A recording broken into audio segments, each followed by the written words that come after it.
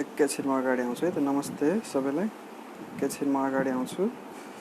Just technical केही problem छ कि छैन त्यसलाई हेरौँ।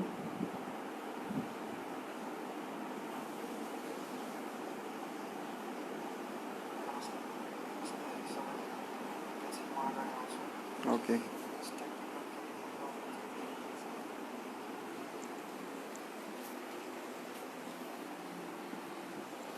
हेलो, नमस्ते सबैलाई।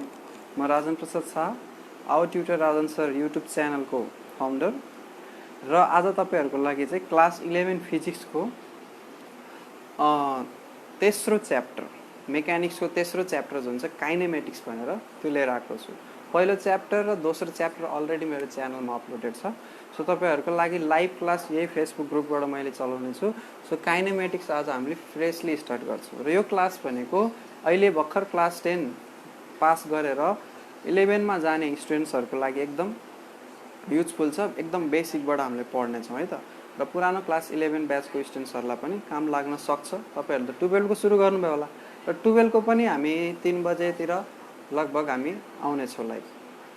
आई थिंक 3:30 तिर त्यहाँनिर टाइम मैले मेन्सन गरेको छु एनाउन्समेन्टमा हेर्नु होला। सो त्यो अनुसार म आउने छु लाइभ। सो अहिलेको क्लास स्टार्ट गरौँ है त। सो क्लास 11 फिजिक्सको काइनेमेटिक्स स्टार्ट गर्छौँ। काइनेमेटिक्सको बारेमा केही भन्नुभन्दा पहिला जुन मेकानिक्स छ नि हाम्रो, मेकानिक्समा हामीले दुईटा पोर्सनमा डिभाइड गर्छौँ मेकानिक्सलाई। मेकानिक्स अब दुईटा भन्दा एउटा चाहिँ जिरो लेभल भनेर बुझौँ। जिरो लेभल भनेको मेकानिक्स पढ्नुभन्दा अगाडि हामीले फिजिकल क्वान्टिटीको बारेमा पढ्नुपर्ने हुन्छ। फिजिकल क्वान्टिटीको बारेमा पढ्नुपर्ने हुन्छ। यो कुरो मैले पढाइसकेको छु, मेरो युट्युब च्यानलमा राखिसकेको छु। त्यसपछि हाम्रो सेकेन्ड कुरा आउँछ म्याथमेटिकल टुल्स भनेर। हाम्रो एनईबी सिलेबस अनुसार चाहिँ त्यसमा भेक्टर मात्रै दिइरहेको छ। फिजिक्समा चाहिँ अरू म्याथमेटिकल कन्सेप्टहरू चाहिँ बेसिक म्याथमा पढिन्छ, जस्तै लिमिट, कन्टिन्युटी, डेरिभेटिभ, इन्टिग्रेसन। यिनीहरू पनि एकदम युजफुल छ है त। र मेकानिक्समा सबै ठाउँमा, फिजिक्सको सबै ठाउँमा यी कन्सेप्टहरू युज हुन्छ। म्याथमेटिकल टुल्समा भेक्टर हाम्रो आउँछ, क्यालकुलस आउँछ, यी सबहरू युज हुन्छ। अरू कुराहरू पनि युज हुन्छन्, तर मेन गरी युज हुने कुराहरू भनेको मैले यहाँनिर जुन चाहिँ हाम्रो लागि नयाँ छ क्लास 11 मा आउँदाखेरि। त्यसपछि अब यसको हाम्रो आउँछ स्ट्याटिक्स र डाइनामिक्स त चारवटा पोर्सन बन्यो हेर्नुहोस्। स्ट्याटिक्स भनेको रेस्टमा भएको अब्जेक्टको बारेमा यदि हामीले केही स्टडी गरिरहेको छौँ भने त्यसलाई चाहिँ हामीले स्ट्याटिक्समा लिन्छौँ। जस्तै फ्लुइड स्ट्याटिक्स भयो, इलेक्ट्रोस्ट्याटिक्स भयो। रेस्टमा भएको चार्जको स्टडी इलेक्ट्रोस्ट्याटिक्स, रेस्टमा भएको फ्लुइडको स्टडी फ्लुइड स्ट्याटिक्स भयो, हाइड्रोस्ट्याटिक्स पनि भन्छ। डाइनामिकमा अनि मोसनमा रहेको कुराहरूको बारेमा स्टडी गर्छौँ। अब मोसनमा रहेको कुराहरूको बारेमा दुई तरिकाले स्टडी गर्छौँ। एउटा आउँछ हाम्रो काइनेमेटिक्स, अर्को आउँछ हाम्रो काइनेटिक्स। अब काइनेमेटिक्समा के स्टडी गर्ने? काइनेमेटिक्समा कुनै पनि अब्जेक्ट मोसनमा छ भने त्यसको टाइमको रेस्पेक्टमा त्यसको पोजिसन कहाँ छ। अब पोजिसन भन्नाले के कुरालाई बुझ्ने त? पोजिसन भन्नाले त्यसको डिस्प्लेसमेन्ट, त्यसको direction from the reference point. अहिलेको लागि हामीले कोअर्डिनेट सिस्टम चुज गर्छौँ, त कोअर्डिनेट सिस्टमको आधारमा रिफरेन्स पोइन्ट ओरिजिनलाई मानिन्छ। सो ओरिजिनको आधारबाट, ओरिजिनको रेस्पेक्टमा कति डिस्प्लेसमेन्टमा छ र कुन डाइरेक्सनमा छ, कति एङ्गल बनाएर बसिरहेको छ एक्स एक्सिससँग, त्यसलाई हामीले पोजिसन भन्यौँ। पोजिसनमा यो कुरा आयो। त्यसपछि त्यसको भेलोसिटी, यी सबै कुराहरू गर्छ। पोजिसन, मोसन, रेस्ट, यी सब कुराहरू हामीले पोजिसन र मोसनको कुरा गर्छौँ। पोजिसन र मोसनमा भेलोसिटी आउँछ, हाम्रो एक्सिलरेसन आउँछ। यी सब कुराहरू काइनेमेटिक्समा हामीले पढ्छौँ। काइनेटिक्समा के पढ्ने हो त? काइनेटिक्समा हामीले यी सब कुराहरू, अब्जेक्टको पोजिसनलाई चेन्ज केले गर्छ, अब्जेक्टलाई भेलोसिटी केले दिन्छ, र यी सब कुराहरूको कजेसहरू पढ्छौँ, जसमा फोर्स आउँछ, वर्क आउँछ, इनर्जी आउँछ, पावर आउँछ। यी सब कुराहरू हामीले काइनेटिक्समा पढ्छौँ। त्यसमा चाहिँ मोसनमा कसरी आउँछ भन्ने के अरे, मोसनमा के कुराहरू, के कम्पोनेन्टहरू, के एलिमेन्टहरूको नलेज हुनुपर्छ त्यो बारेमा हेर्छौँ। मोसनलाई के कुरालाई डिस्क्राइब गर्छ भन्ने कुरा हेर्छौँ भने यसमा चाहिँ मोसनको कज के हो भन्ने कुरा हेर्छौँ है त।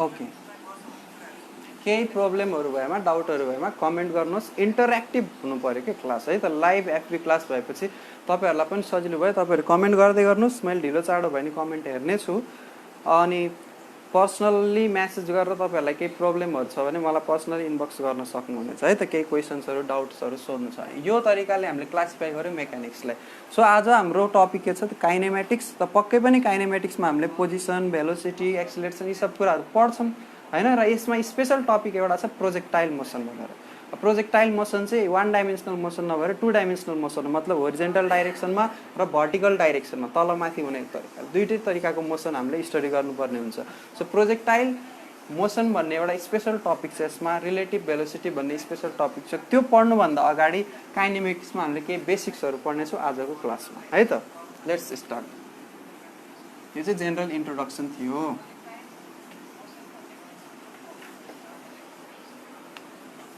सो हाम्रो आजको लेसन हो kinematics unit and dimension physical क्वान्टिटीको अनि त्यसपछि भेक्टरको सबै भिडियोहरू YouTube channel our tutor Rajan Sharma छ सो काइनेमेटिक्समा हामीले आज स्टार्टिङ गर्दाखेरि पहिला बेसिक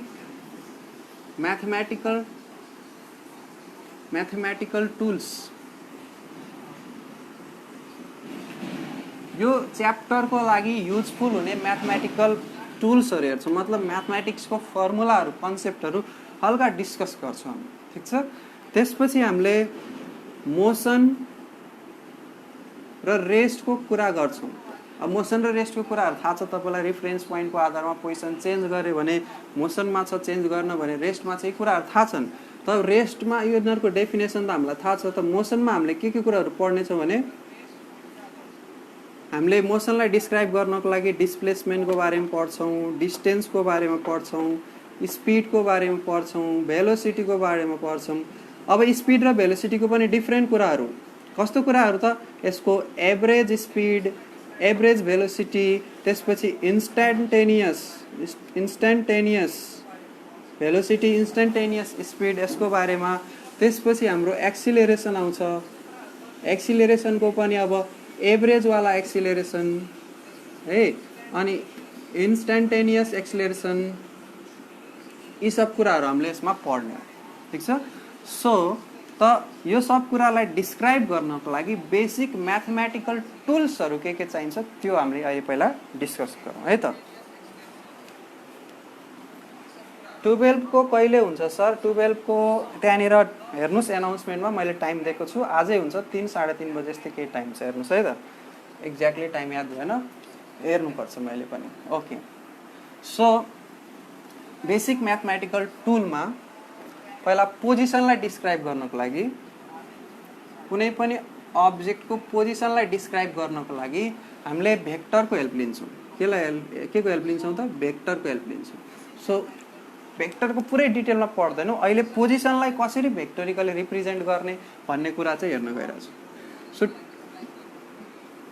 प्लेन सिस्टममा है त प्लेन 3 डाइमेन्सनल होइन x axis y axis z axis पनि हुन्छ जेड एक्सिस चाहिँ यहाँनिर परपेन्डिकुलर यो भित्तामा परपेन्डिकुलर यो एक्स यो वाइ भनेपछि जेड यतातिर आउँछ सो जेड एक्सिसको अहिले कुरा गर्दैनौँ एक्स एक्सिस र वाइ एक्सिसको रेस्पेक्टमा यहाँनिर ओरिजिन छ भने कुनै पनि अब्जेक्ट मानौँ कुनै अब्जेक्ट यहाँनिर छ ए भन्ने ठाउँमा छ यसको पोजिसन मैले लेख्नु पर्यो त यसमा हामीले कोअर्डिनेट सिस्टममा के लेख्छौँ एक्स कमा वाइ एक्सको पोजिसन कसको रेस्पेक्टमा ओरिजिनको रेस्पेक्टमा यसलाई जोइन गर्ने हो भने यो जुन लाइन भन्छ ओए यसलाई हामीले पोजिसन भेक्टर भन्छौँ के भन्छ यसलाई पोजिसन भेक्टर अफ ए जसको सिम्बल हुन्छ भेक्टर ओए ठिक छ र यसलाई हामीले लेख्दाखेरि कसरी लेख्छौँ त भेक्टोरिकल फर्ममा X I cap plus why जे क्याप अब X I cap plus why जे क्याप भनेको के हो त X I cap plus why जे क्याप भनेको यो आई क्याप भनेको एक्स डाइरेक्सनमा भएको युनिट भेक्टर हो जसको म्याग्निट्युड हाम्रो कति हुन्छ 1 हुन्छ क्लास 10 मै अप्सनल म्याथमा पढेको तपाईहरुले 1,0 लिन्छ कोअर्डिनेट फर्ममा अनि जे क्याप भनेको वाइ एक्सिसको डाइरेक्सनमा भएको युनिट भेक्टर जसको म्याग्निट्युड पनि 1 हुन्छ यसलाई 0,1 भनेर हामीले लिन्छौँ सो एक्स कम्पोनेन्ट र वाइ कम्पोनेन्टको फर्ममा भेक्टोरिकली पोजिसन भेक्टरलाई लेख्नु पर्यो नि x I cap plus why जे क्याप एक्स भनेको के हो एक्स कम्पोनेन्ट कसको त ओए को अनि वाइ भनेको वाइ कम्पोनेन्ट कसको त ओए कै अब मानौ OA को म्याग्निट्युडलाई मैले A मानेछु। के मानेछु त? A मानेछु। OA को म्याग्निट्युडलाई A मानेछु र यो OA ले x एक्सिससँग बनाएको एंगल थीटा छ, y एक्सिससँग बनाएको एंगल चाहिँ अल्फा छ। ठीक छ? त भेक्टरमा हामीले के पढाएको छौं भने जुन डाइरेक्सनमा यसले एंगल बनाउँछ यसको रेक्टेंगुलर कम्पोनेन्ट है त, रेक्टेंगुलर कम्पोनेन्ट। यसबाट यहाँ परपेन्डिकुलर ड्रा गर्यो भने हाम्रो यो जुन पोर्सन छ यो ओरिजिन देखि यो परपेन्डिकुलर मान्नु यसलाई m, OM भन्ने पार्ट यो ट्रिगोनोमेट्रीको नर्मल रुल्सहरु लगाएर पनि निकाल्न सक्छौं। cos theta is equal to base by hypotenuse गरेर निकाल्यो भने OM is equal to a cos theta हुन्छ। अर्थात सिम्पल भाषामा के बुझ्यौ भने यो जुन दुईटा परपेन्डिकुलर लाइनको बीचमा एउटा लाइन बनेको छ त्यसको म्याग्निट्युडलाई यो परपेन्डिकुलर दुईटै साइडमा लानु पर्यो भने कम्पोनेन्ट्स बनाउनु पर्यो भने जतातिर एंगल बनेको छ नि यो लाइनले जतातिर एंगल बनाएको छ नि त्यतातिर cos थीटा लिएर आउने। So a cos theta, cos को भ्यालु त OM को भ्यालु, OM को भ्यालु है त। OM भन्नाले यो x जुन छ नि यो x को भ्यालु, a cos थीटा भनेको x भयो। त्यसैगरी अब यो थीटातिर चाहिँ a cos थीटा भयो भने यतातिर त अल्फा छ, त थीटाकै फर्ममा यसलाई लेख्ने हो भने y इज इक्वल टु के आउँछ a sin थीटा हुन्छ। ठीक छ? थीटाकै फर्ममा लेख्नु पर्यो। तर y एक्सिस तिर बनाएको एंगल के दिएछ? अल्फा दिएछ। त y एक्सिस तिर अल्फाको फर्ममा लेख्नु पर्यो भने के लेख्छौं त? a cos अल्फा लेख्छौं। र यतातिर अल्फाको फर्ममा लेख्नु पर्यो भने x इज इक्वल टु के आउँछ? a sin अल्फा आउँछ। त एंगल कता बनेको छ त्यसमा डिपेन्ड गर्छ। सो x एक्सिस सँग बनाएको एंगल थीटा छ भने x एक्सिस तिर a cos theta, y axis तिर बनाएको एंगल थीटा नभएर अल्फा छ भने a cos अल्फा हुन्छ। ठीक छ? अब त्यसैलाई थीटाकै फर्ममा लेख्नु छ भनेपछि y एक्सिस सँग त यसले एंगल बनाएको हैन नि थीटा, x सँग बनाएको, त y एक्सिस मा चाहिँ के आयो त? a sin थीटा आयो। अनि अल्फा को फर्ममा यता लेख्नु भने a sin अल्फा। नर्मल यो रुल हो। हल्का यो ट्रायंगललाई ड्रा गरेर sin theta cos theta tan theta को रेशियोलाई हल्का एनालाइज गरियो भने मजाले बुझिन्छ। सो यो xi plus y j cap जुन छ यसको ठाउँमा हामीले लेख्न सक्छौं थीटा को फर्ममा लेख्नु भने a cos theta i cap plus a sin theta j cap. यो भनेको हाम्रो a भन्ने एउटा पोइन्ट को पोजिसन भेक्टर हो, पोजिसन भेक्टर हो। युजुअली यसलाई फिजिक्समा चाहिँ r भेक्टरले डिनोट गरिन्छ, r भेक्टरले डिनोट गरिन्छ। सो r भनेको पोजिसन भेक्टर कुनै पनि एउटा पोइन्टको, त्यो पोइन्ट आइदर रेस्टमा हुन सक्छ अथवा मोसनमा हुन सक्छ, मोसन पनि युनिफर्म हुन सक्छ अथवा नन युनिफर्म हुन सक्छ, त्यसको पोजिसन भेक्टर यसरी लेखिन्छ। ठीक छ? पोजिसन भेक्टरको बारेमा कन्सेप्ट क्लियर भयो? केही डाउट छ भने कमेन्ट गर्नुहोस्।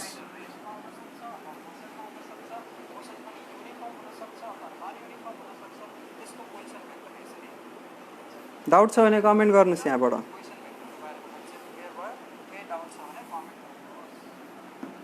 ओके, सो पोजिसनलाई डिस्क्राइब गर्न म्याथमेटिकल टुल हाम्रो के युज भयो त? भेक्टर, भेक्टरको रेक्टेंगुलर कम्पोनेन्ट भन्ने कुराहरू युज भयो।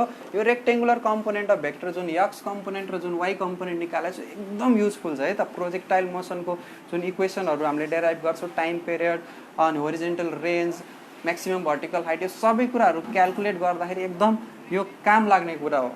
त यसलाई बुझ्न एकदम जरुरी छ। यो बेस हो, आधारभूत कुराहरू फिजिक्सलाई बुझ्नको लागि। म्याथमेटिकल कन्सेप्ट जुन काइनेमेटिक्समा काम लाग्छ, अब त्यसमा हामी जाँदैछौँ अर्को कन्सेप्टमा जसलाई हामीले भन्छौँ डेरिभेटिभ। लिमिटबाट डेरिभेटिभ आउने हो हैन। अब डेरिभेटिभ अथवा डिफरेन्सिएसन भन्छौँ है त। अब डेरिभेटिभलाई मैले लेख्नु पर्यो भने कसरी लेख्छु त? जस्तै अहिलेको मेरो पोजिसन भेक्टर के थियो? पोजिसन भेक्टर थियो r vector is equal to a cos theta i cap plus a sin theta j cap. यो थियो पोजिसन भेक्टर एउटा कुनै पोइन्ट a को।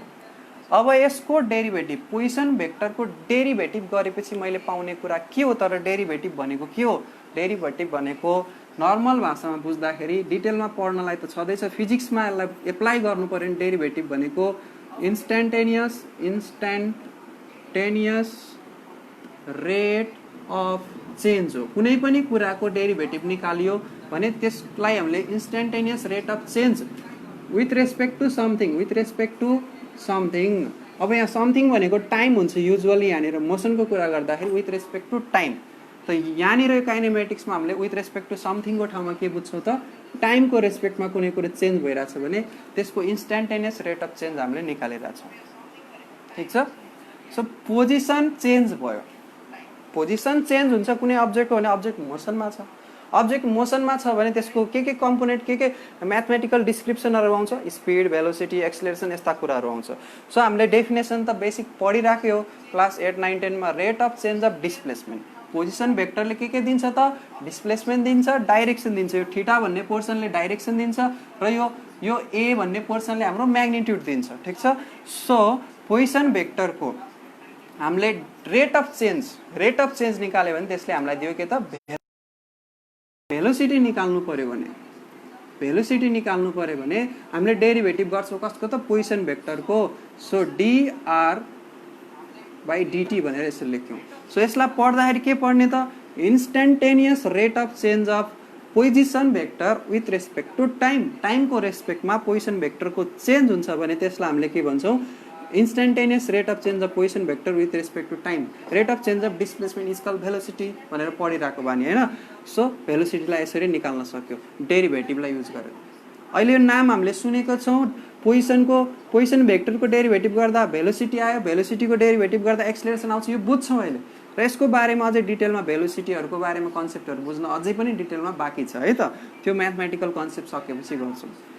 त्यसपछि instantaneous rate of change of velocity पनि चेन्ज भइरहेछ भने एक्सिलरेसन भेक्टर निकाल्नु पर्यो भने भेलोसिटीको हामीले डेरिभेटिभ गर्छौँ विथ रेस्पेक्ट टु टाइम, अथवा यसलाई हामीले भीको ठाउँमा भी भेक्टरको ठाउँमा लेख्न सक्छौँ यहाँनिर dr भेक्टर बाई dt यहाँ dt।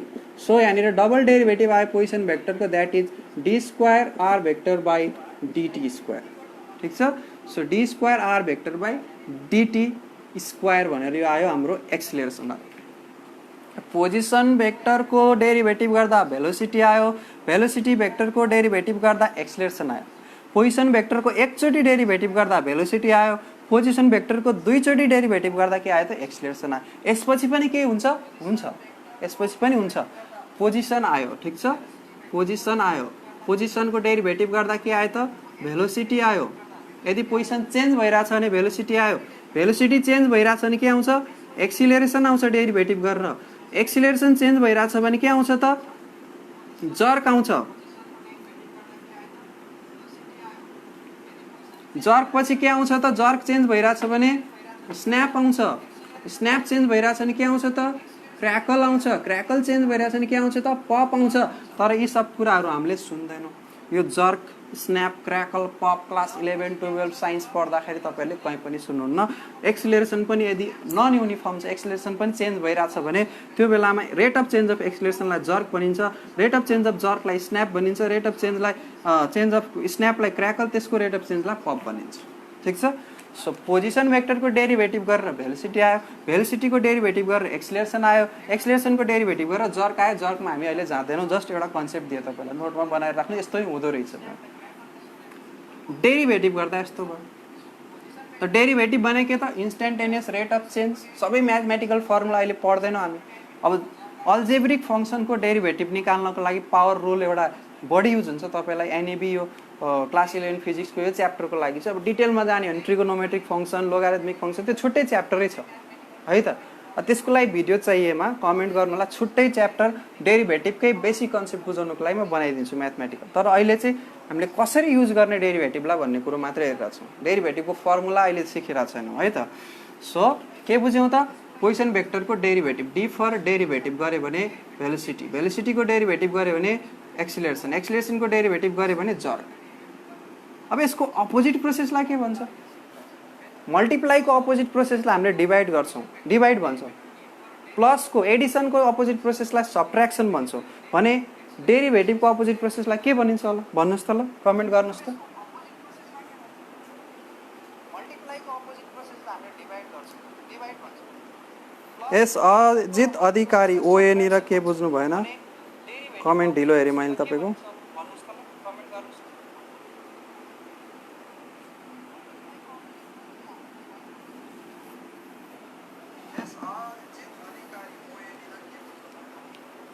ठिक छ। सो यो कन्सेप्ट बुझौँ है त। अब डेरिभेटिभको अपोजिट प्रोसेसलाई तपाईँहरूले कमेन्ट गर्नु भएन। डेरिभेटिभको अपोजिट प्रोसेसलाई हामीले भन्छौँ एन्टी डेरिभेटिभ अथवा त्यसलाई भन्छौँ एन्टी डेरिभेटिभ अथवा एन्टी डिफ्रेन्सिएसन अथवा इन्टिग्रेसन भनेर भन्छौँ। यो क्लास 11 मा आउनु भएको भाइ बहिनीहरूको लागि एकदम नयाँ कन्सेप्ट हो। म्याथमेटिक्स पढ्नु भएको छैन, अब इन्ट्रान्स प्रिपेरेसन गर्नु भएको छ भने पक्कै पनि केही न केही नलेज, केही न केही फर्मुलाहरू सिक्नुभयो होला। सिकाएन इन्ट्रान्स प्रिपेरेसनमा भने तपाईँलाई ठ्याक्कै ठग्यो।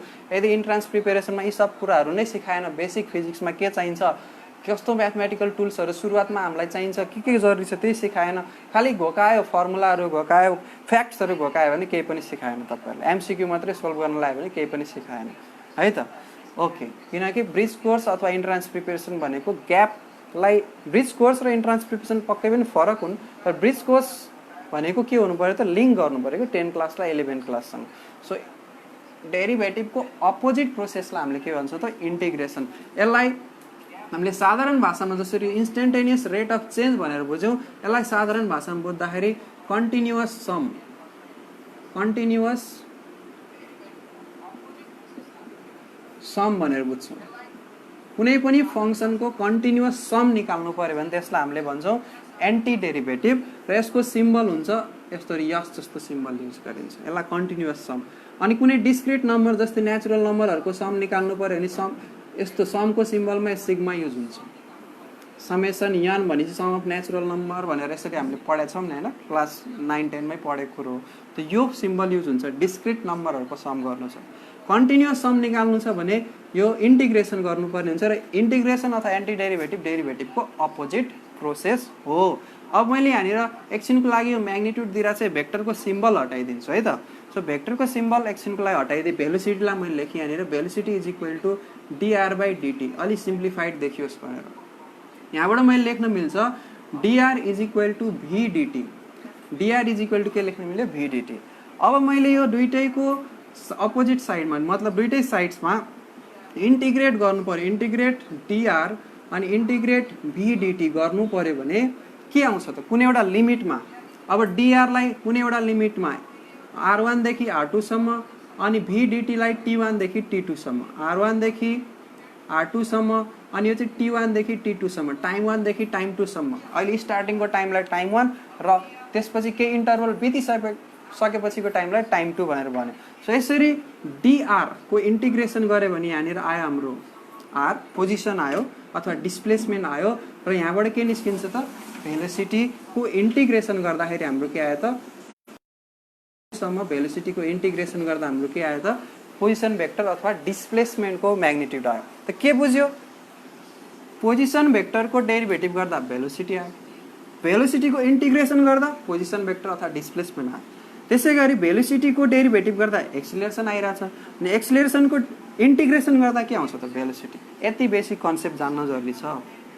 सो यता रिभर्स कर्भ बनाए, इन्टिग्रेसन आई गऱ्यो भने भेलोसिटी आउँछ, भेलोसिटीको इन्टिग्रेसन आई गऱ्यो भने के आउँछ, पोजिसन आउँछ, पोजिसन भेक्टर आउँछ, द्याट इज डिस्प्लेसमेन्ट आउँछ।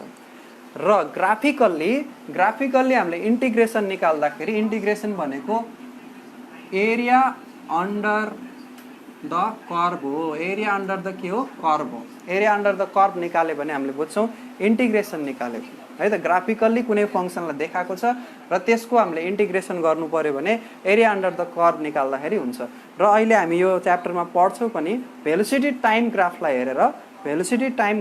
हेरेर त्यसबाट हामीले डिस्प्लेसमेन्ट निकाल्नु पर्ने हुन्छ। डिस्प्लेसमेन्ट निकाल्दा भेलोसिटी टाइम ग्राफको तलपट्टि भएको जति पनि सेगमेन्ट हुन्छ, एरिया हुन्छ, त्यो एरिया क्यालकुलेट गर्छ, जसबाट हाम्रो डिस्प्लेसमेन्टको फर्मुला डेराइभ हुन्छ। जुन हाम्रो इक्वेसन अफ मोसनहरू छन्, v equal to u plus at, s is equal to ut plus 1/2 at square, त्यसपछि अर्को v square minus u square equal to 2as, यी फर्मुलाहरू जुन क्लास 8-9 मै पढेको हामीले यसलाई ग्राफिकल्ली डेराइभ गर्नेछौँ है त। त्यसमा यो कन्सेप्ट युज हुन्छ, एन्टी डेरिभेटिभ निकाल्दा अथवा इन्टिग्रेसन निकाल्दा area under the curve. Area under the कर्भले के दिन्छ त, इन्टिग्रेसन दिन्छ। सो डेरिभेटिभ गर्यो भेलोसिटी आयो, भेलोसिटीको इन्टिग्रेसन गर्यो पोजिसन आयो। यो कन्सेप्ट दिमागमा एकदम छापेर राख, एकदम युजफुल हुन्छ न्युमेरिकलहरू गर्दाखेरि र कन्सेप्टहरूलाई बुझ्दाखेरि। ठिक छ, केही डाउट्स छ भने कमेन्ट गर्नुहोस्।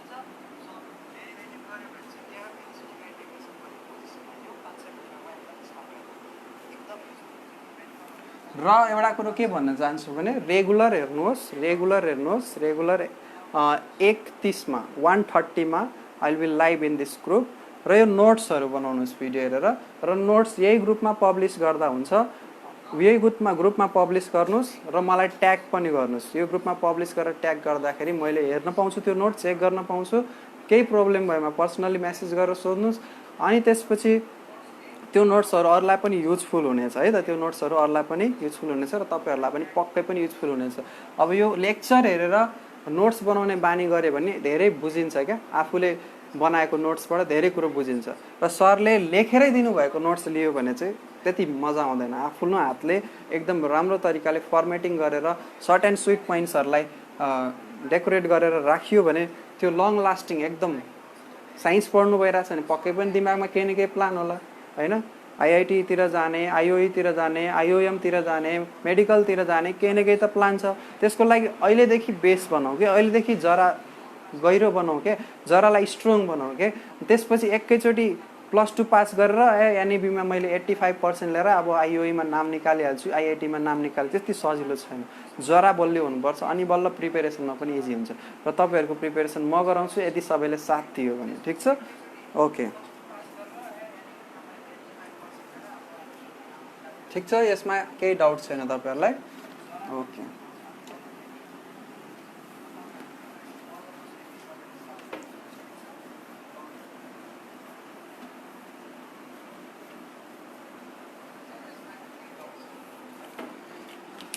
ओके अब मोसनसँग रिलेटेड डिस्प्लेसमेन्टलाई डिस्क्राइब गर्नको लागि पोजिसन भेक्टर चाहियो पोजिसन भेक्टरको डेरिभेटिभ गर्दाखेरि हाम्रो भेलोसिटी आउने भयो भेलोसिटीको इन्टिग्रेसन गर्दाखेरि पोजिसन भेक्टर अथवा डिस्प्लेसमेन्ट आउने भयो यो कुराहरू हामीले बुझ्यौँ ठिक छ अब हामी फिजिक्समा छिर्दैछौँ म्याथमेटिकल टुलहरू के चाहिन्छ त्यो हेरौँ ग्राफ पनि चाहिन्छ र ग्राफको बारेमा चाहिँ अहिले म ग्राफिकल रिप्रेजेन्टेसन जुन हुन्छ नन युनिफर्म मोसन सबैको बारेमा बुझाउँदाखेरि त्यहीबाट तपाईहरुलाई क्लियरेन्स गरिदिन्छ ठिक छ सो अहिले कन्सेप्ट हामी स्टार्ट गरौँ रेस्ट र मोसनको बारेमा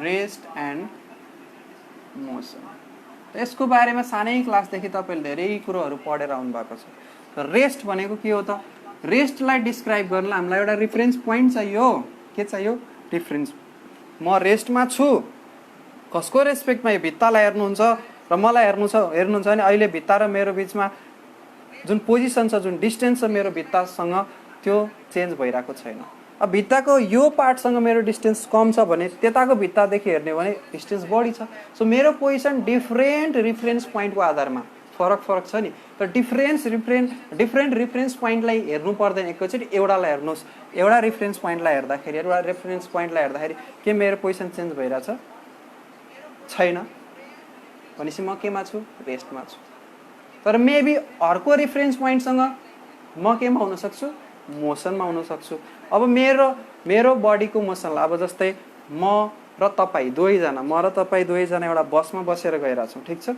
तपाईँले मलाई हेर्नुभयो मैले तपाईँलाई हेरेँ भने दुइटैले एकअर्कालाई केमा देख्छु रेस्टमा देख्छु तर त्यही मान्छे जुन बाहिर हुन्छ त्यो बाहिरको मान्छेले मलाई हेऱ्यो अथवा तपाईँलाई हेऱ्यो भने मोसनमा देख्छ हामीले चाहिँ देख्छौँ बाहिरको रुखहरू हिँडिरहेको छ हाम्रो रेस्पेक्टमा हामीले बसको वालहरूको रेस्पेक्टमा हेर्छौँ कि त्यो रुख हिँडिरहेछ रोड हिँडिरहेछ तर बाहिर बस्नेले मान्छेले चाहिँ जमिनको रेस्पेक्टमा अथवा रुखहरूको रेस्पेक्टमा के हेर्छ गाडी हिँडिरहेछ भनेपछि एउटै अब्जेक्ट रेस्टमा पनि हुनसक्छ मोसनमा पनि हुनसक्छ त्यहाँनिर के इम्पोर्टेन्ट हुन्छ त choice of the reference point के इम्पोर्टेन्ट हुन्छ choice of the reference point कुन रिफरेन्स पोइन्ट चुज गरिन्छ अब रिफरेन्स पोइन्टको बारेमा नि दुईटा टाइप्सहरू लिन्छ रिफरेन्स फ्रेम भनिन्छ पोइन्ट नभनेर अझ inertial reference frame non inertial reference frame inertial भने चाहिँ जहाँनिर newton law of motion follow हुन्छ अनि त्यसपछि नन इनर्सियल भनेको newton law of motion fail खान्छ यसको बारेमा चाहिँ न्युटन ल अर्को च्याप्टर जुन छ त्यहाँ पढ्दाखेरि अझै डिटेलमा भन्छु अहिलेको लागि यति बुझौँ इनर्सियल रिफरेन्स भनेको newton law of motion apply हुने जुन चाहिँ अहिले हाम्रो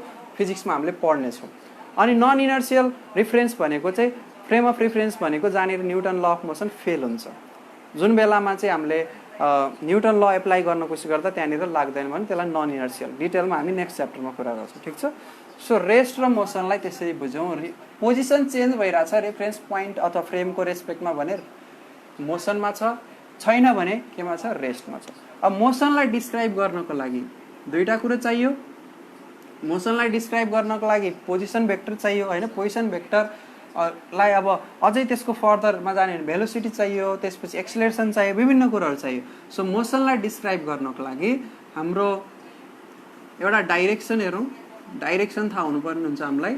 त्यसको पोजिसन, पोजिसन भनेर भनिसकेपछि डिस्प्लेसमेन्ट भनेर बुझौँ यहाँनिर अझै सही तरिकाले, डिस्टेन्स भनेर बुझौँ। दुईटालाई कम्बाइन, डाइरेक्सन र डिस्टेन्स दुईटालाई कम्बाइन गऱ्यो भने हाम्रो पोजिसन भेक्टरै बन्ने हो, जसलाई हामीले डिस्प्लेसमेन्ट पनि भन्न सक्छौँ एउटा सेन्समा। ठिक छ, डिस्प्लेसमेन्ट पनि भन्न सक्छौँ। भेक्टर क्वान्टिटी र स्केलर क्वान्टिटीको कन्सेप्ट आउँछ। डाइरेक्सन, फिक्स डाइरेक्सनमा कुनै अब्जेक्ट हिँडिरहेछ भने त्यो फिक्स डाइरेक्सनमा कुनै अब्जेक्ट हिँडिरहेछ भने त्यसलाई भेक्टर क्वान्टिटी भन्छौँ। जस्तै म यताबाट हिँड्न सुरु गरेँ, यो वेस्ट डाइरेक्सन हो, वेस्टतिरै म कन्टिन्युसली मुभ भएँ भने चाहिँ मेरो डाइरेक्सन फिक्स छ। सो म ए भन्ने पोइन्टबाट बी भन्ने पोइन्टमा गइरहेको छु। त जाने त विभिन्न तरिकाहरू छन्। एउटा स्ट्रेटली यसरी जाउँ, एउटा यसरी घुमेर यसरी नाच्दै नाच्दै नाच्दै नाच्दै नाच्दै नाच्दै नाच्दै नाच्दै नाच्दै बीमा आइपुग्यो। विभिन्न बाटो छन्। यही बीकै छेउमा गएर गोलो गोलो गोलो गोलो गोलो गोलो घुमेर बीमै आइपुग्न पनि सकिन्छ, त्यो पनि तरिका छ। तर एउटा यस्तो बाटो छ, अरू त हजारौँ बाटो छन्, लाखौँ बाटो छन्, अनगिन्त बाटोहरू छन्, तर वान एन्ड वानले एउटा यस्तो बाटो छ जुन चाहिँ सर्टेस्ट हुन्छ। जुन चाहिँ के हुन्छ? सर्टेस्ट हुन्छ, सबभन्दा छोटो बाटो हुन्छ। हो त्यो छोटो बाटोलाई चाहिँ हामीले डिस्प्लेसमेन्ट भन्छौँ। छोटो बाटोलाई के भन्छौँ? सबभन्दा छोटो डिस्टेन्स अथवा सबभन्दा छोटो बाटोलाई हामीले के भन्छौँ? डिस्प्लेसमेन्टको बाटो भन्छौँ। अब यो जुन पाथ छ, यो पाथ 1 भनेर बुझौँ, अनि यसलाई हामीले पाथ 2 भनेर बुझौँ। पाथ 1ले चाहिँ डिस्प्लेसमेन्टलाई डिनोट गरिरहेछ भने पाथ 2ले केलाई डिनोट गरिरहेछ? डिस्टेन्सलाई डिनोट गरिरहेछ। त यहाँनिर डाइरेक्सन त फिक्स छ, वेस्टतिर गइरहेछ। यहाँनिर डाइरेक्सन स्टार्टिङमा यता गएको थियो, फेरि यहाँनिर यता गयो, फेरि यता घुम्यो, फेरि यता घुम्यो, फेरि यता घुम्यो, फेरि यता घुम्यो। डाइरेक्सन फिक्सै छैन यसको। ओके, सो यो जुन लेन्थ अफ पाथ कभर गर्यो without the consideration of direction, डाइरेक्सनलाई कन्सिडर नगरिकन जुन लेन्थ अफ पाथ कभर गर्यो, यो लेन्थ अफ पाथलाई हामीले के भन्छौँ त? डिस्टेन्स भन्छौँ। र जहिले पनि पोजिटिभ हुन्छ, जहिले पनि के हुन्छ? पोजिटिभ हुन्छ।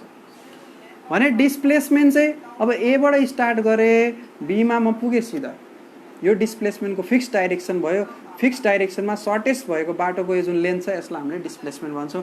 डाइरेक्सन पनि इम्पोर्टेन्ट छ, यो पोजिटिभ नेगेटिभ 0 तिनटै हुनसक्छ। एबाट स्टार्ट गरेँ, बीमा गएँ, माने यो 2 मिटर टाढा छ, एबाट स्टार्ट गरेँ, बीमा गएँ, डिस्प्लेसमेन्ट कति? 2। फेरि बीबाट फेरि एमा आइपुगेँ, त एकचोटि 2 को डिस्प्लेसमेन्ट भयो, 2 मिटरको डिस्प्लेसमेन्ट। अब बीबाट एमा आउँदा -2 मिटरको डिस्प्लेसमेन्ट, नेट डिस्प्लेसमेन्ट कति भयो त? 0 मिटर। तर डिस्टेन्स कति हिँड्यो त? डिस्टेन्स 2 मिटर प्लस 2 मिटर, डिस्टेन्समा नेगेटिभ साइन आउँदैन, डिस्टेन्स 4 मिटर भयो, डिस्प्लेसमेन्ट 0 मिटर भयो। कुरो बुझ्नु भइरहेको नि? टोटल लेन्थ अफ पाथ, बाटोको लम्बाइ कति छ त्यसलाई डिस्टेन्स भन्यो भनेपछि डाइरेक्सन चेन्ज भएपछि साइन पनि चेन्ज भयो। साइन चेन्ज भयो, यो डाइरेक्सनमा गयो, अपोजिट डाइरेक्सनमा गर्दा -2 भयो, सो 0 डिस्प्लेसमेन्ट भयो। So displacement can be positive, negative or 0। ठिक छ? ओके, केही डाउट छ भने सोधौँ है त। 36 जना हेर्नु भइरहेछ। क्लास 11 को हुनुहुन्छ भन्नुहोस्, सेयर गर्नुहोस् नेक्स्ट टाइम आउँदाखेरि। नोट्सहरू बनाउनुहोस्। अनि रेगुलर होखौँ अनि मजा आउँछ, इन्टरेक्टिभ होखौँ है त। पेड क्लासहरू चलाउँछ इन्डियामा, हेर्नुहोस् लाइभ क्लास यसै गरी टिचरले पढाइरहेको हुन्छ, तपाईँको कमेन्ट हेरेर हुन्छ, कमेन्ट हेरेर इन्टरेक्सन गरेर पेड क्लासहरू चलाइरहन्छ। तपाईँहरूको लागि फ्री क्लास लिएर आएको छु मैले फेसबुकमा। कति सजिलो छ हेर्नु, पढ्न चाहनको लागि। सो यदि आफू पढ्ने हुनुहुन्न भने आफ्नो साथीहरूलाई, भाइहरूलाई, छोराछोरीहरूलाई, जसलाई हुन्छ सेयर गरिदिनुहोस्। स्टुडेन्ट्सहरूलाई एकदम युजफुल हुन्छ तपाईँहरूको लागि। र जति सपोर्ट गर्नुहुन्छ, जति इन्टरेक्टिभ हुनुहुन्छ, त्यति नै इनर्जी आउँछ मलाई, त्यति नै इनर्जीको साथ तपाईँहरूलाई हेल्प गर्नको लागि म यहाँनिर छु। ओके, ठिक छ। सो डिस्टेन्स डिस्प्लेसमेन्टको कुरा हामीले बुझ्यौँ। सो डिस्प्लेसमेन्ट कस्तो हो त? सर्टेस्ट डिस्टेन्स हो। सर्टेस्ट डिस्टेन्स भएपछि डाइरेक्सन त यसको फिक्स्ड भइहाल्छ नि, फिक्स्ड डाइरेक्सन हुनु परिहाल्यो। डिस्टेन्सलाई सर्टेस्ट बनाउनु छ भने हाम्रो डाइरेक्सन के हुनु पर्यो त? फिक्स्ड हुनै पर्यो। डाइरेक्सन फिक्स्ड हुनै पर्यो ठीक छ सो डिस्प्लेसमेन्ट जुन छ हाम्रो always less than or equal to डिस्प्लेसमेन्टको जुन modulus always less than equal to distance हुन्छ डिस्टेन्स भन्दा कम अथवा डिस्टेन्ससँग बराबर हुन्छ है त ओके के डाउट छ वेक्टर स्केलर ओके अब नेक्स्ट कुराहरु गरौँ हामी एउटा स्टेटमेन्ट लेख्छु यहाँनिर मैले यस्तो स्टेटमेन्ट तपाईहरुले सुन्नुभयो होला कि अल अल्कालिज आर बेसिस केमिस्ट्रीमा हैन all alkalis are bases but all bases are not alkali जस्तै यहाँनिर एउटा स्टेटमेन्ट लेखे all displacements are distance but all distance are not displacement justify भने सोध्यो कसरी लेख्नुहुन्छ त all displacement are distance किनकि सबै डिस्प्लेसमेन्ट एउटा सर्टेस्ट डिस्टेन्स हो डिस्टेन्स त हो इन अ फिक्स्ड डाइरेक्सन हो but all distance are not displacement only one type of distance is displacement that is shortest distance जुन हुन्छ त्यो चाहिँ हाम्रो डिस्प्लेसमेन्ट हुन्छ यो एउटा हाम्रो स्टेटमेन्ट भयो है त ल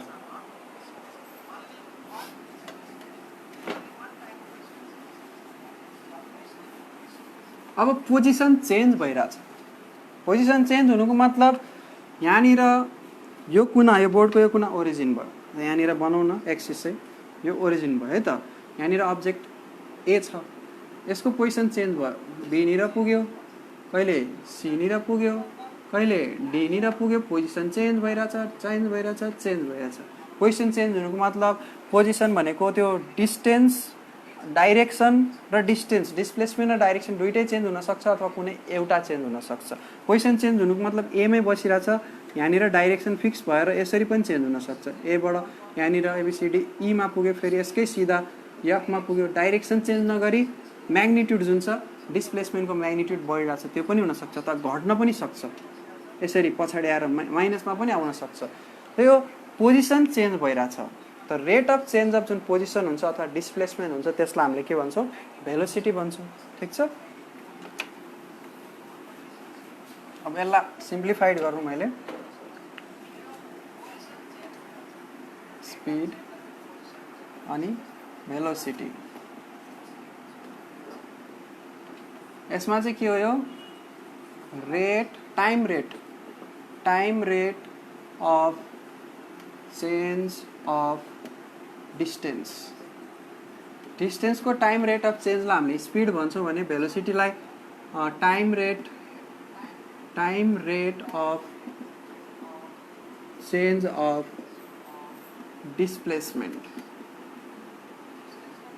यसलाई हामीले डिस्प्लेसमेन्ट भन्छौँ यसबाट स्पिड आउँछ र यसबाट स्केलर आउँछ S for speed S for scalar यसरी बुझ्न सक्छौँ V for velocity V for vector यसरी पनि बुझ्न सक्छौँ यो स्केलर क्वान्टिटी हो स्पिड अनि भेलोसिटी के हो भेक्टर क्वान्टिटी हो यो उसको डाइरेक्सनसँग मतलब छैन यहाँनिर चाहिँ डाइरेक्सनसँग मतलब छ यो पोजिटिभ नेगेटिभ जिरो हुन सक्छ यो चाहिँ जहिले पनि के हुन्छ पोजिटिभ हुन्छ भन्ने कुरो भयो अब यहाँनिर कन्सेप्ट बुझौँ के भने ए बाट बी भन्ने पोइन्टमा जानु छ अहिले जस्तो स्ट्रेट बाटो गयो भने यो डिस्प्लेसमेन्ट हुन्छ हैन डिस्प्लेसमेन्ट हुन्छ सो डिस्प्लेसमेन्ट यसको चेन्ज भयो ए बाट बी मा जाँदा पक्कै पनि केही न केही डिस्प्लेसमेन्ट यसमा चेन्ज भयो सो त्यो चेन्ज इन डिस्प्लेसमेन्ट हुन्छ डिस्प्लेसमेन्ट भएको चेन्जलाई मैले मानौ आर भेक्टर माने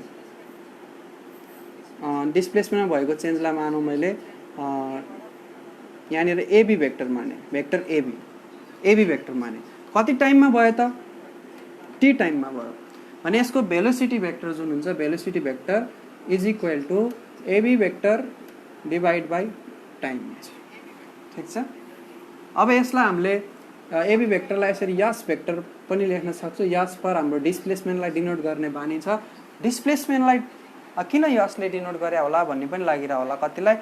सेपरेसन भन्ने वर्ड हुन्छ कि, जस्तै एउटा पोइन्ट र अर्को पोइन्ट बिचको सेपरेसन नाप्दाखेरि हामीले सर्टेस्ट बाटो लिएर सेपरेसन नाप्ने हो, यस फर सेपरेसन। सो मैले दिने लजिक हो, एक्चुअल चाहिँ के होला त्यो अब खोजेको छैन, तर मैले के लजिक दिन्छु स्टुडेन्ट्सहरूलाई भने यस फर सेपरेसन हो, सर्टेस्ट डिस्टेन्स हो, त्यही भएर त्यसलाई हामीले सर्टेस्ट पनि हो नि त, सर्टेस्टबाट यस आयो, सेपरेसनबाट यस आयो, त्यही भएर डिस्प्लेसमेन्टलाई हामीले यसले डिनोट गरेको।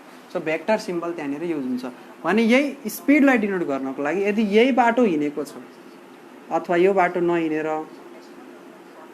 अहिले यही बाटोको लागि, यही एबी भन्ने बाटोको लागि फिक्स डाइरेक्सनको लागि स्पिड लेख्नु छ भने v is equal to vector sign नलेख्ने अनि एबी बाई टी भनेर लेख्छौँ, डिस्टेन्स बाई टाइम, त यस बाई टी भनेर लेख्छौँ यो एबी भन्ने बाटोको लागि, पाथ 1 को लागि। अब अर्को बाटो हिँड्यो यो कर्भ बाटो, त कर्भ बाटो हिँड्दाखेरि हाम्रो यो भेलोसिटीको फर्मुला चेन्ज हुँदैन, एबी बाई टी नै हुन्छ, तर जुन स्पिड छ यसको फर्मुला चेन्ज हुन्छ। स्पिडको फर्मुला के हुन्छ? चेन्ज हुन्छ। सो स्पिडको फर्मुला के हुन्छ? Total distance travel by time taken, जुन टोटल डिस्टेन्स ट्राभल गरे डिभाइड बाई टाइम टेकन। यो एबाट बीमा जाँदाखेरि यो जुन अल्टरनेटिभ बाटोबाट फलो गर्यो यसलाई हामीले युज गर्छौँ। अब यस्तो खालको स्पिड जसमा total distance divide by total time taken लिन्छ, यस्तो स्पिडलाई हामीले भन्छौँ एभरेज स्पिड। के भन्छ यसलाई? Average speed. अनि हामीले यहाँ एज्युम गरिरहेछौँ यो स्पिड चाहिँ कस्तो छ? कन्स्टेन्ट खालको छ, अहिले स्पिड चेन्ज भएको छैन, मतलब डाइरेक्सन चेन्ज भइरहेछ तर स्पिड चेन्ज भएको छैन। ठिक छ, स्पिड चेन्ज भएको छ।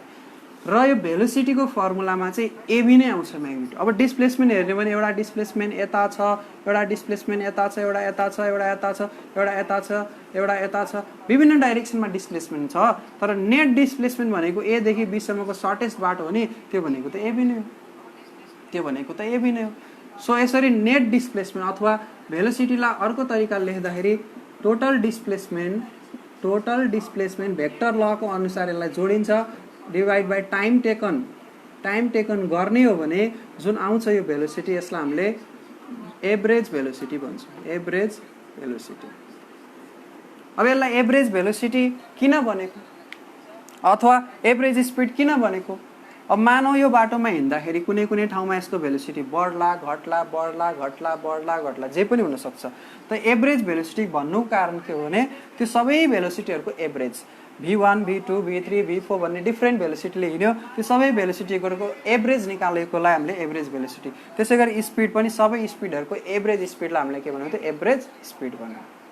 ठिक छ। अब एभरेज भेलोसिटी एभरेज स्पिड भनेर दुईटा टर्म बन्यो हैन।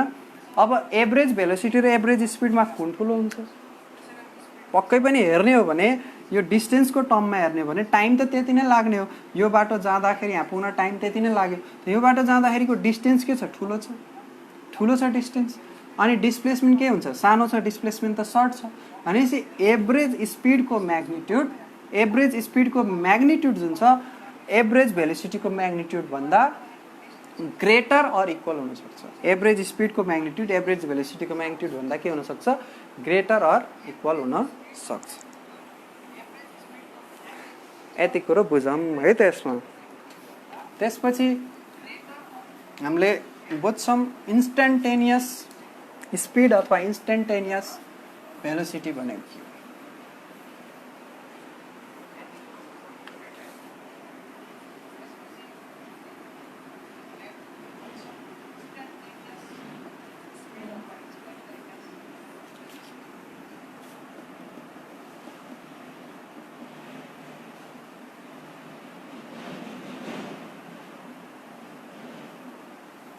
ओके, सो इन्स्टेन्टेनियस स्पिड अथवा इन्स्टेन्टेनियस भेलोसिटी भनेको कुनै एउटा पार्टिकुलर टाइममा जुन अब्जेक्ट हिँडिरहेछ त्यसको स्पिड कति छ। त स्पिड भन्दाखेरि डाइरेक्सनलाई मतलब गर्दैन। दुईटैको म्याग्निट्युडको टर्ममा हेर्ने दुईटै सेम हो, म्याग्निट्युडको टर्ममा हेर्ने भने सेम हो, मात्र के हुन्छ फरक भने स्पिड पत्ता लगाउँदाखेरि यसको भ्यालु जति आउँछ न्युमेरिकल भ्यालु त्यसको पनि त्यति नै आउने हो, तर त्यसले डाइरेक्सन पनि सो गर्छ भने यसले डाइरेक्सन सो गर्दैन। त्यति फरक है त। अब यसलाई यसरी छुट्टा छुट्टै लेखेमा मैले डिफरेन्स के बताएँ त, यसले डाइरेक्सन सो गर्दैन, त्यसले डाइरेक्सन सो गर्छ। अब भेक्टरको फर्ममा लेख्नु पऱ्यो भने आर भेक्टर भनेको पोजिसन भेक्टर हो। यसमा मैले अहिले के लेखेको थिएँ तपाईँहरूको A cos theta I cap plus A sine theta J cap भनेर पोजिसन भेक्टर लेखेको थिएँ र यसको इन्स्टेन्टेनियस हाम्रो भेलोसिटी निकाल्ने भने यसको डेरिभेटिभ गरिन्छ dr बाई dt। यसको कन्सेप्ट अगाडि नै बताएको थिएँ मैले। अब यो चाहिँ हाम्रो आउँछ v इन्स्टेन्टेनियस भेलोसिटी हाम्रो आउँछ। के हो यसलाई अझै तरिकाले बुझौँ, अर्कै डिफ्रेन्ट तरिकाले। ए भन्ने पोइन्टबाट बी भन्ने पोइन्टमा गइरहेछौँ, यहाँनिर डिफ्रेन्ट टाइम इन्टरभलमा यसलाई ब्रेक गऱ्यो। यो t इज इक्वल टु 0मा एमा थियो, अनि त्यसपछि यहाँनिर बी नलेखौँ, यहाँनिर सी भन्ने पोइन्टमा आयो t इक्वल टु 1 सेकेन्डमा, त्यसपछि डी भन्ने ठाउँमा आयो t इक्वल टु 2 सेकेन्डमा, त्यसपछि एबी सी अनि यहाँनिर डी अनि यहाँनिर ईमा पुग्यो t इक्वल टु 3 सेकेन्डमा, अनि यहाँ t इक्वल टु 4 सेकेन्डमा गयो। अब यो ए भन्ने पोइन्टबाट स्टार्ट गरेर हिँड्दाखेरि सी भन्ने पोइन्टमा पुग्दाखेरि टाइम कति आयो त, टाइम कति बित्यो, स्टार्टिङबाट यहाँसम्म पुग्दा 2 सेकेन्ड बित्यो। अब यो दोस्रो सेकेन्डमा त्यो पार्टिकलको भेलोसिटी कति, एक्ज्याक्टली त्यस 2 सेकेन्ड हुँदाखेरि त्यसको भेलोसिटी कति हो, त्यो भेलोसिटीलाई हामीले भन्छौँ इन्स्ट्यान्टेनियस भेलोसिटी। 2 सेकेन्ड मात्रै होइन, 2.1 सेकेन्डमा, 2.3 सेकेन्डमा, 2.001 सेकेन्डमा, कुनै पनि सेकेन्डमा, कुनै पनि इन्टरभल अफ टाइम नभनेर पोइन्ट अफ टाइममा, कुनै पनि पोइन्ट अफ टाइममा त्यसको भेलोसिटी कति, त्यसलाई हामीले भन्छौँ इन्स्ट्यान्टेनियस भेलोसिटी। के भन्छौँ त्यसलाई, इन्स्ट्यान्टेनियस भेलोसिटी। अब इन्स्ट्यान्टेनियस भेलोसिटीलाई हामीले के लेख्यौँ त, dr बाई dt भनेर लेख्यौँ। यसलाई लिमिटको फर्ममा लेख्दाखेरि के लेखिन्छ, limit delta t tends to 0 delta x by delta t is equal to dr by dt भनेर लेख्यौँ। अब यसको मिनिङ के हो हेर, limit delta t tends to 0 delta x by delta t भनेको एकदम सानो टाइमको डिफरेन्समा भनेको दुईटा टाइम, जस्तै 2 सेकेन्ड र 2.001 सेकेन्ड। लिमिटको कन्सेप्ट क्लास 10 मा पढेकै होला। सो डेल्टा टी भनेको डिफरेन्स अफ टाइम हो के। सो जुन डिफरेन्स अफ टाइम भने 2 सेकेन्डमा इन्स्ट्यान्टेनियस भेलोसिटी निकाल्नु छ भने 2.001 कुनै अर्को एउटा पोइन्ट लियो, दुईटा बिचको डिफरेन्स एकदम कम बनायो हामीले। सो त्यो डिफरेन्स चाहिँ टेन्डिङ टुवार्ड द 0 मतलब 0 को एकदम नजिक छ, आइदर पोजिटिभ वेमा अथवा नेगेटिभ वेमा, त्यसको त्योभन्दा सानो भएर अथवा ठुलो भएर। 2 को एकदम नजिकको भ्यालु 2.001 हुन्छ भने अर्को 1.999 पनि हुन्छ। सो त्यो टाइम इन्टरभलमा त्यति सानो डिफरेन्समा 0.001 यस्तो सानो इन्टरभल अफ टाइममा कति डिस्प्लेसमेन्ट भयो, त्यो सानो इन्टरभल अफ टाइममा हुने डिस्प्लेसमेन्ट पनि त सानै हुन्छ हो, त्यो भनेको डेल्टा एक्स भयो। त्यसको जुन रेसियो आउँछ हाम्रो delta x by delta T को, त्यसलाई हामीले dr बाई dt भनेर डेफिनेसनमा लेख्छौँ, डेरिभेटिभ भनेर लेख्छौँ। सो त्यो इन्स्ट्यान्टेनियस भेलोसिटी, त्यो पोइन्टको भेलोसिटीलाई हामीले के भने त इन्स्ट्यान्टेनियस भेलोसिटी भनेर भन्छौँ। ठिक छ। अब यसलाई भेक्टोरिकल फर्ममा लेखियो यहाँनिर भने इन्स्ट्यान्टेनियस भेलोसिटी भयो। अब यसलाई म्याग्निट्युडको फर्ममा लेख्यो भने इन्स्ट्यान्टेनियस स्पिड भयो। युजुअली हामीले भेक्टोरिकल सिम्बल एनएबी फिजिक्स पढ्दाखेरि चाहिँ युज गरेको देख्दैनौँ। ठिक छ, यति कुरो बुझौँ।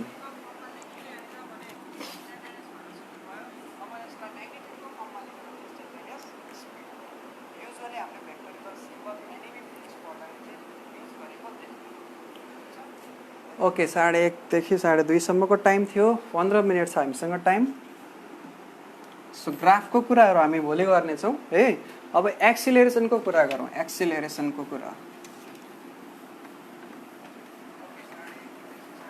एक्सिलरेसनको कन्सेप्टहरू आज बुझ्छौँ, त्यसपछि भोलि ग्राफिकल कन्सेप्टहरू हेर्छौँ है त। मोसनलाई डिस्क्राइब गर्ने ग्राफिकल कन्सेप्ट, डेरिभेसन्सहरू हेर्छौँ फर्मुलाको दोस्रो लेक्चरमा।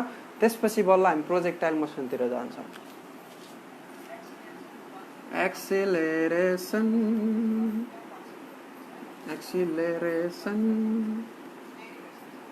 यसलाई नेपालीमा भनिन्छ प्रवेग। नेपालीमा हामीलाई चाहिँदैन अब साइन्स पढ्ने स्टुडेन्ट्सहरूलाई होइन। गति, वेग, प्रवेग विभिन्न कुराहरू हुन्छन्। एक्सिलरेसनको मिनिङ के हो त, यसलाई अब साधारण भाषामा बुझ्दाखेरि rate of change of velocity, भेलोसिटीको चेन्जलाई हामीले भन्छौँ acceleration. Time rate of change, कस्तो रेट अफ चेन्ज त टाइम रेट अफ चेन्ज, टाइमसँग भेलोसिटीमा आएको चेन्जलाई हामीले भन्छौँ एक्सिलरेसन। त भेलोसिटी कति तरिकाले चेन्ज हुनसक्छ, एउटा यसको डिस्प्लेसमेन्ट, यसको स्पिड चेन्ज भएर चेन्ज हुनसक्छ, अर्को यसको डाइरेक्सन चेन्ज भएर चेन्ज हुनसक्छ। सो भेलोसिटी चेन्ज हुने दुईवटा तरिका छ, एउटा स्पिडमा चेन्ज आएर अर्को डाइरेक्सनमा चेन्ज आएर, ठिक छ। सो एक्सिलरेसन हुनुको मतलब के हो, एक्सिलरेसन हुनुको मतलब हो non uniform motion.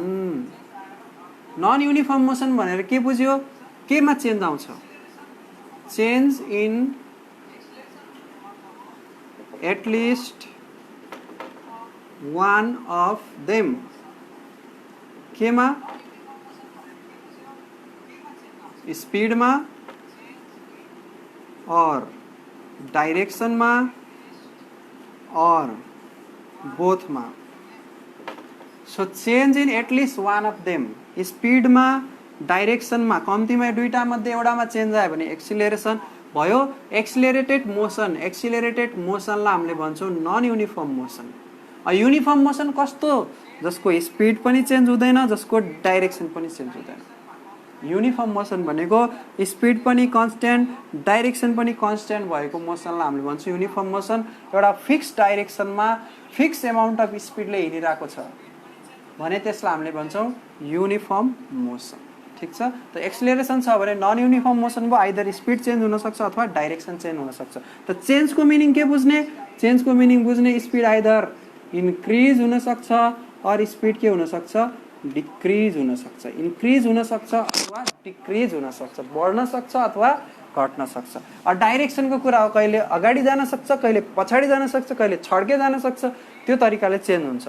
Okay, so acceleration भनेको rate of change, time rate of change of velocity हो, स्पिड अथवा डाइरेक्सनमा आएको चेन्जको आधारमा।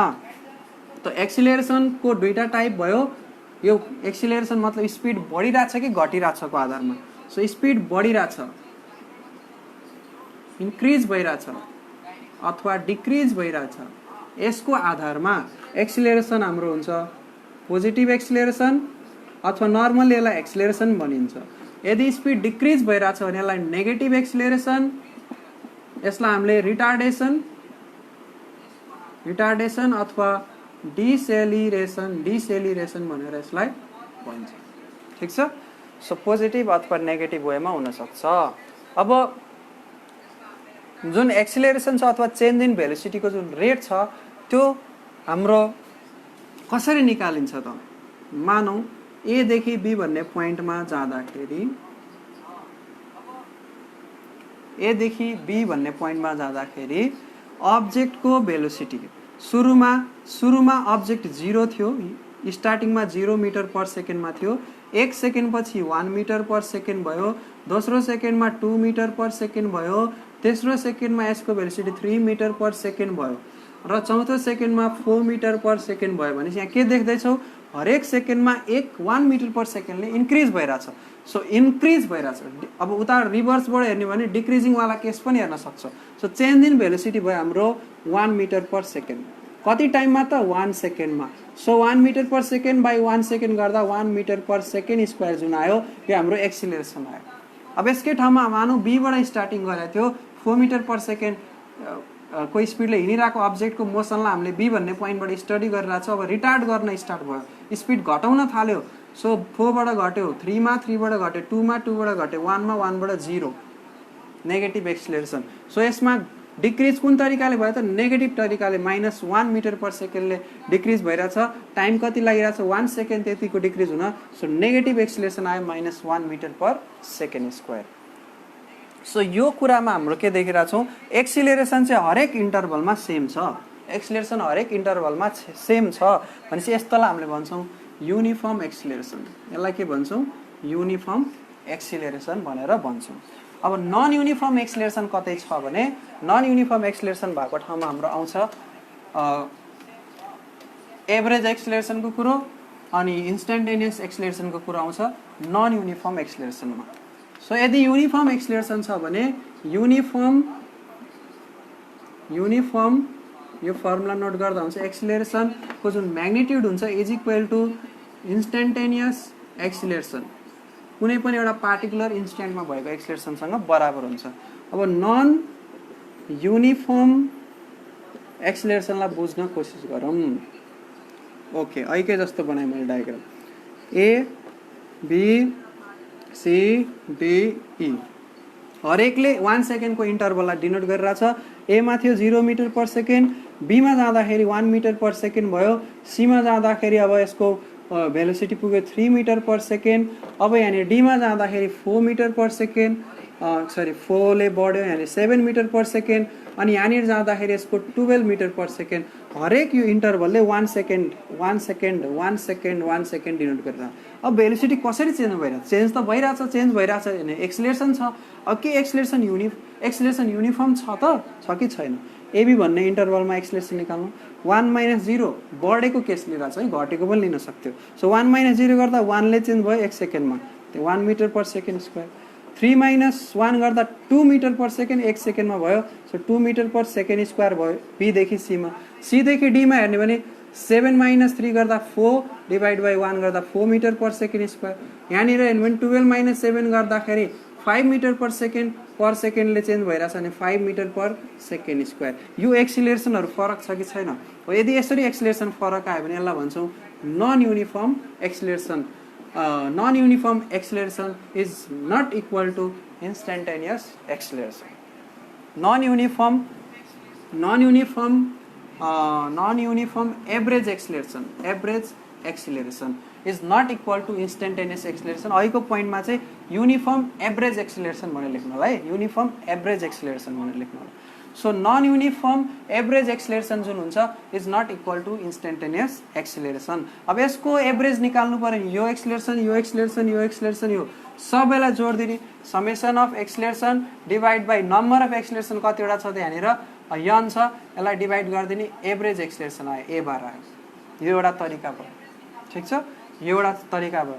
अर्को नन युनिफर्म एक्सिलरेसनको एभरेज एक्सिलरेसन निकाल्नको लागि हाम्रो अर्को तरिका छ। एभरेज एक्सिलरेसन निकाल्नको लागि टोटल चेन्ज इन डिस्प्लेसमेन्ट अहिले जस्तै total change in displacement to TCD भनेर लेखी total change in displacement per time taken, यो तरिकाले पनि निकाल्न सकिन्छ। र इन्स्टेन्टेनियस एक्सिलरेसन निकाल्नु छ भने फेरि हामीले के गर्नु पर्यो त? इन्स्टेन्टेनियस एक्सिलरेसन निकाल्नु छ भने जुन भेलोसिटी भेक्टर दिएको छ dr बाई dt भनेर दिएको छ, यसको पनि हामीले इन्स्टेन्टेनियस एक्सिलरेसन निकाल्न ए इन्स्टेन्टेनियस निकाल्नको लागि भेलोसिटी भेक्टरको डेरिभेटिभ गर्नु पर्यो विथ रेस्पेक्ट टु टाइम। अनि त्यहाँनिर कुनै इक्वेसन आउँछ, जस्तै मानौँ यसलाई मेटाएर देखाउँछु मैले तपाईँहरूलाई। मानौँ भेलोसिटी भेक्टरलाई यसरी डिनोट गरेछ v is equal to vector symbol हटाइदिएक्सनको लागि 2t² माइनस t भनेर यसरी देखाइरहेछ। अब यहाँ t को स्क्वायरमा डिपेन्ड गरिरहेछ भनेपछि rate of change of velocity. So dv by dt हामीले गर्छौँ। अल्जेब्रिक फङ्सनको डेरिभेटिभ निकाल्ने तरिका के हुन्छ भने 2t² बाई dt अनि माइनस यसमा dt बाई dt गर्छौँ। दुईटैमा छुट्टा छुट्टै डेरिभेटिभ गऱ्यो, 2 कन्स्टेन्ट हो बाहिर आयो इन्टु यो स्क्वायर पावरले यता मल्टिप्लाई हुन्छ, यसको पावर 1 ले घट्छ। सो 2 1 ले घटेपछि यहाँनिर 1 आयो अनि माइनस dt बाई dt गर्दा 1 आयो, अर्थात् 4t माइनस 1 आयो। यो डेरिभेटिभको कन्सेप्ट हो। अब यो dv बाई dt आयो हाम्रो एक्सिलरेसनको फर्मुला 4t माइनस 1। अब इन्स्टेन्टेनियस भनेको के त? t इज इक्वल टु 1 सेकेन्डमा यसको एक्सिलरेसन कति भनेर निकाल्नको लागि a1 is equal to 4 into 1 minus 1 गर्ने 3 metre per second. t is equal to 2 सेकेन्डमा कति यसको एक्सिलरेसन त a2 गर्ने, त a2 गर्दा 4 इन्टु 2 माइनस 1 8 माइनस 1 गर्दाखेरि यसको कति आयो 7 मिटर पर सेकेन्ड स्क्वायर। ठिक छ। सो यसरी पार्टिकुलर इन्स्ट्यान्टमा निकालेको एक्सिलरेसनलाई हामीले के भन्छौँ? Instantaneous acceleration. ओके, सो केही डाउट छ भने सोध्नुहोस्। Thank you very much. आजको लागि यति नै भयो। रेगुलर जोडिराख्नु हामीसँग। आवर ट्युटर राजन सरको युट्युब च्यानललाई पनि फलो गर्नुहोस्। क्लास 11 12 साइन्सको लागि एकदम राम्रो तयारी हुनेछ। केही पर्सनली हेल्प चाहिएमा मेसेन्जरमा यही आइडीमा मेसेज गर्नु होला अनि नोट्सहरू बनाउनु होला। नोट्स बनाएर यही ग्रुपमा पोस्ट गर्दा हुन्छ, मलाई ट्याग गरिदिनु है त। अब नेक्स्ट क्लास हाम्रो क्लास 12 को लागि आउँछ, टाइम त्यहाँनिर एनाउन्समेन्टमा दिएको छ तपाईँको। Have a nice day, by by.